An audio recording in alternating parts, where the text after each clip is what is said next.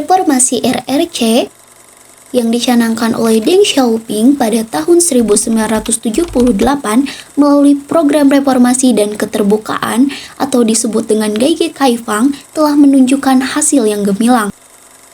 Presiden Hun Jintao dalam laporannya di depan Kongres Partai Komunis Cina ke-17 tahun 2007 dengan penuh keyakinan menyatakan bahwa keberhasilan pembangunan RRC setidaknya membawa 3 peluang kepada dunia, yaitu pertama, peluang di bidang ekonomi, di mana saat ini RRC telah menjadi salah satu mesin penggerak perekonomian dunia. Kedua, di bidang budaya, yakni melalui pengembangan nilai-nilai timur yang terbukti mempunyai banyak keunggulan dalam menciptakan keharmonisan masyarakat. Dan ketiga adalah peluang untuk mencapai dunia yang damai, karena RRC tidak mengarahkan kemajuannya untuk mengembangkan hegemoni, ekspansi, apalagi agresi, melainkan ditunjukkan untuk memerangi kemiskinan dan keterbelakangan.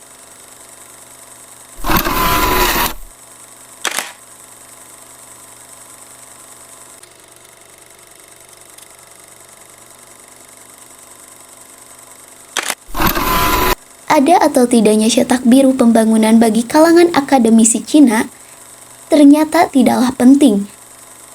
Yang justru penting dan harus dicermati adalah kapan dan mengapa target pembangunan berubah, serta ke arah mana perubahan tersebut. Pendapat ini nampaknya dipengaruhi oleh perjalanan sejarah sosial politik RRC yang dapat dikatakan tidak pernah sepi dari intrik dan bahkan konflik atau pertentangan antar elit penguasa. Gaige Kaifang yang diterapkan pada sidang pleno ketiga Komite Sentral PKC ke-9 bulan Desember 1978 mempunyai sasaran utama, yaitu untuk mewujudkan cita-cita 4 modernisasi. Yang terdapat di dalamnya salah satu program dasar yang dimotori oleh Deng Xiaoping, yaitu Souzi Delu atau berjalan di atas jalan sendiri, yang kemudian prinsip dasar ini terus dikembangkan menjadi sebuah konsep yang disebut dengan sosialisme dengan karakteristik Cina. Sosialisme dengan karakteristik Cina ini kemudian dianggap sebagai salah satu legitimasi bagi diterapkannya sistem ekonomi pasar dari paham kapitalis, menggantikan sistem ekonomi terpusat yang selama itu telah diterapkan dan kemudian terbukanya Cina bagi investasi asing. Berbagai regulasi mulai dijalankan, termasuk desentralisasi pengambilan keputusan, sehingga pemerintah daerah mempunyai kewenangan yang lebih luas dalam mengelola sumber daya wilayahnya. Kecenderungan ini memunculkan istilah baru, yakni sentralisasi dengan banyak otonomi. Pemerintah juga mendorong peningkatan pribadi yang dikenal dengan sebutan Shanghai atau turun ke laut, di mana rakyat diperbolehkan menjalankan usaha sendiri dan memperkenalkan sistem manajemen baru untuk meningkatkan produktivitas. Selain itu, pemerintah RRC tetap memfokuskan diri dalam peningkatan perdagangan dan investasi asing sebagai roda pendorong pertumbuhan ekonomi. Untuk itu, didirikan zona ekonomi khusus di mana hukum investasi dilonggarkan untuk menarik modal asing. Beberapa langkah strategis yang diambil pemerintah RRC tersebut terlihat sebagai bentuk adaptasi atas model pembangunan Asia Timur, di mana pertumbuhan ekonomi didorong oleh penciptaan nilai tambah atas industri lokal. Model pembangunan Asia Timur muncul sejalan dengan munculnya negara-negara industri baru di kawasan Asia Timur seperti Jepang, Korea Selatan, dan Taiwan. Kondisi dasar yang menjadi ciri pokok pembangunan model ini adalah negaranya miskin sumber daya alam dan energi, kemudian membangun dengan memanfaatkan modal asing untuk membangun industri, mendapatkan nilai tambah, memaksimalkan sumber daya manusia, mengembangkan pasar, dan pengambilan keputusan bersifat sentralisme. Berdasarkan ciri-ciri tersebut, maka dapat disimpulkan bahwa model pembangunan Cina adalah konsep yang terbentuk dalam perjalanan dengan basis model pembangunan Asia Timur yang diadaptasi dan dikombinasikan dengan cita-cita pencapaian masyarakat sosialis yang harmonis yang telah dicanangkan oleh RRC.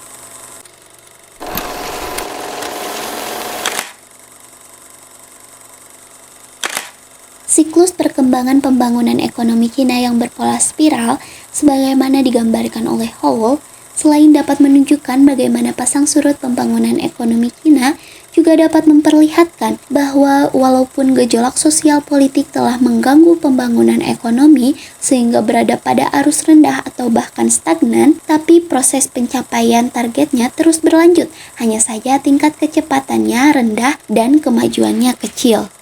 Sejak 1978 telah terjadi sedikitnya 6 kali siklus penyesuaian kecepatan pembangunan ekonomi RRC yang di dalamnya sangat jelas terlihat pengaruh perkembangan sosial politik dalam negerinya. Keenam siklus tersebut antara lain yaitu 1. Pada tahun 1978 sampai 1981, di mana merupakan masa inovasi dan konsolidasi sehingga diterapkan kecepatan penuh. Saat inilah rancangan pokok dan berbagai perangkat pendukung termasuk deregulasi ditetapkan. Situasi sosial politik sangat kondusif, elit politik relatif solid, antara lain karena telah beralihnya semua jabatan yang dipegang oleh Wang Guipeng kepada para pengikut Deng Xiaoping.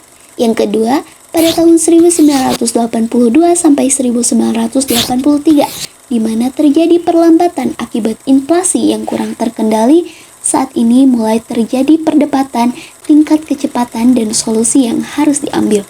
Yang ketiga, pada tahun 1984 sampai 1987, di mana dilakukan penambahan kecepatan antara lain dengan ditetapkannya desentralisasi perdagangan luar negeri.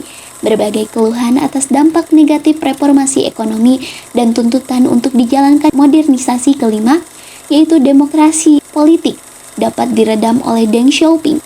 Yang keempat, pada tahun 1987 sampai 1990, di mana kecepatan penuh, namun kemudian terganjal akibat terjadinya peristiwa Tiananmen pada tahun 1989 yang menyebabkan beberapa negara melakukan embargo terhadap Cina, sehingga terjadi perlambatan yang cukup berarti.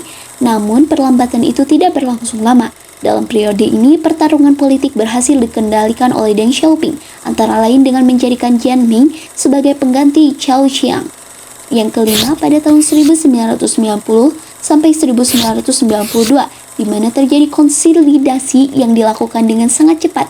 Perjalanan Deng Xiaoping ke selatan dijadikan momentum pemulihan reformasi RRC sehingga dengan segera kembali ke posisi normal.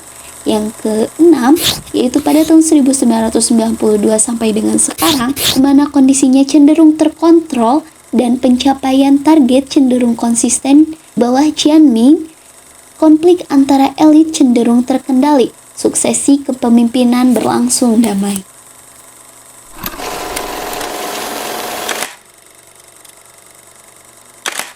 Sebagai negara dengan jumlah penduduk yang sangat banyak dan wilayah yang luas, yang secara geografis dan sumber daya tidak seluruhnya menguntungkan, tentu tidak mungkin bagi RRC untuk menyelesaikan masalah pembangunannya sekaligus. Di sisi lain, kebijakan reformasi dan keterbukaan secara perlahan tapi pasti telah dan akan terus menumbuhkan kesadaran rakyat bahwa tuntutan standar hidup yang lebih tinggi secara moral maupun material adalah hak rakyat yang harus dipenuhi negara. Saat ini, RRC juga tidak terhindarkan dari masalah-masalah tersebut. Pembangunan yang belum merata juga membawa dampak sosialnya sendiri, antara lain adalah semakin besarnya kesenjangan sosial dalam masyarakat. Dampak negatif lainnya dari perkembangan pembangunan ekonomi adalah semakin suburnya tindak korupsi, tidak hanya di lingkungan birokrasi, tapi juga di sektor-sektor swasta. Selain itu, RRC juga harus menghadapi tuntutan demonstrasi dan otonomi yang lebih luas dari suku-suku minoritas yang selama ini mungkin dapat ditekan oleh RRC. Sejalan dengan semakin terbukanya RRC, maka infiltrasi politik asing juga tidak selamanya bisa dideteksi oleh pemerintah. Masalah sosial lainnya adalah berkaitan dengan dampak pembangunan terhadap lingkungan, baik yang berbentuk bencana alam, kecelakaan kerja, maupun hama dan berbagai jenis penyakit. Semua kendala tersebut hanyalah gambaran besar dari berbagai rincian masalah-masalah sosial dan budaya yang sangat pasti sangat rumit yang harus dihadapi oleh RRC sebagai dampak negatif pembangunan yang tidak bisa dihindari. Beberapa langkah antisipasi seperti tekad kuat untuk memberantas korupsi, mengatasi kesenjangan, dan lain-lain memang telah dilakukan. Namun nampaknya hal itu belum cukup. Masih banyak pekerjaan yang harus diselesaikan oleh RRC. Sumber keberhasilan reformasi pembangunan ekonomi RRC bukanlah semata-mata terletak pada ada tidaknya cetak biru dan model pembangunan yang diacu, melainkan terletak pada adanya konsistensi dan kemauan keras untuk terus belajar dan menyesuaikan target dengan kecepatan dan hasil yang telah dicapai. Hal ini merupakan pelajaran yang patut dipelajari dari RRC, khususnya tentang pemimpin yang konsisten dan low profile, namun sadar betul beban tugas yang diembannya dan mau tahu dengan baik jalan untuk mencapai solusinya. Saya Siva Mutiasari dengan nomor induk mahasiswa 2200426 pamit undur diri. Terima kasih telah menyaksikan. Bye-bye.